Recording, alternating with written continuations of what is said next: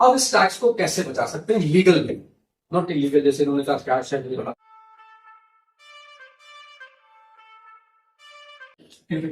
इसको बचाने के लिए हम लॉस हार्वेस्टिंग करते हैं।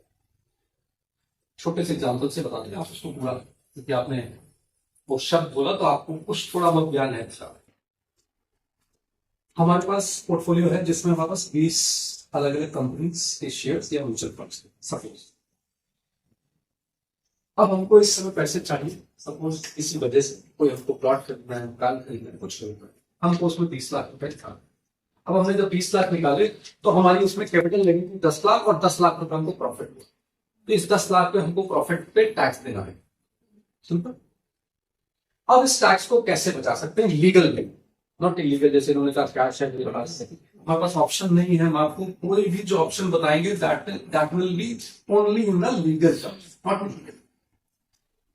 लॉस हार्वेस्टिंग के लिए आपने अपने उस पोर्टफोलियो को देखा जहां पे आपने ये तो बुक कर लिया 10 लाख, अब जहां पे आपको लॉस आ रहा है और नोशनल लॉस दिख रहा है कि ये लॉस है, सपोज आज से 2 साल पहले या 1 साल पहले आपने आईटीसी के शेयर लिए या आपने टीसीएस के शेयर लिए या आपने इंफोसिस के शेयर लिए, वो आज 50%, 40%, 30% डाउन पे आप वो शेयर्स नहीं बेचे तुरंत आज की डेट में और कल वापस करेंगे।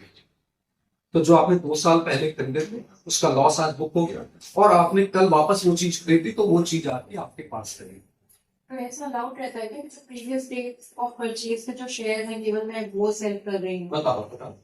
उसके लिए हम इस्तेमाल करते हैं FIFO, first in first out. आप कभी भी कोई चीज खरीदेंगे, सपोज हमने 4 आइटम खरीदे, एक ही शेयर में हमने 4 बार खरीदारी करी।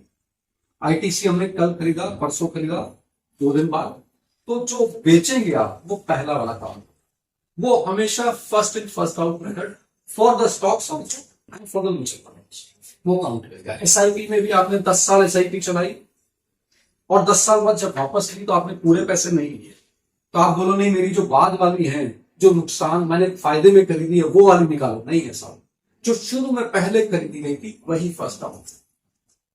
तो वो जो लॉस हार्वेस्टिंग वापस केवल एलटीसीजी का केवल एलटीसीजी के साथ ही कर सकते हैं या एसटीसीजी के साथ भी कर वो सकते भी बता दें। 2 तरह का टैक्स हो गया, short term STC and LTC means long term. कुछ लोग जो जानते हैं वो शॉर्ट टर्म मींस 12 महीने से कम, दैट इज शॉर्ट टर्म, 12 महीने से ऊपर फॉर लॉन्ग टर्म। लेकिन ये इक्विटी के लिए, नॉट फॉर डेट, डेट के लिए अलग हैं। इक्विटी में शॉर्ट टर्म को शॉर्ट टर्म से करेंगे, लॉन्ग टर्म को लॉन्ग टर्म से करेंगे। उसमें आप कंट्रा नहीं कर सकते कि शॉर्ट टर्म को लॉन्ग टर्म से, लॉन्ग टर्म को। लॉस को जरूर आप कैरी करके 8 ईयर्स तक जा सकते। Profit can not be carried for next year.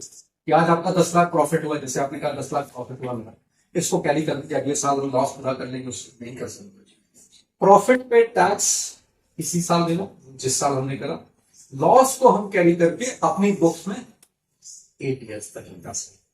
और जब हम कैरी करके ले जा रहे हैं उस साल जो हमें प्रॉफिट हो रहा है उससे उसको कट रहा कर सकते। ठीक है, सिर्फ उसी तरह से शॉर्ट टर्म का शॉर्ट टर्म, लॉन्ग टर्म, तो वो ये नहीं होता कि हम मिक्स कर, वो नहीं पॉसिबल।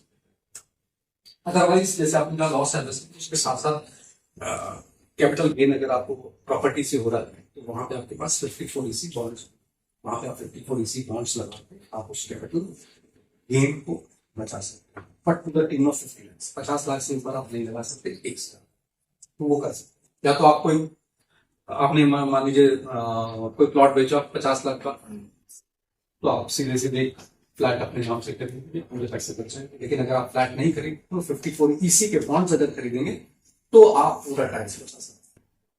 तो वो लॉस हार्वेस्टिंग से अलग है। इस तरह से आप, तो लॉस हार्वेस्टिंग हम कराते हैं जनवरी टू मार्च अपने क्लाइंट्स को, अपने इन्वेस्टर्स को।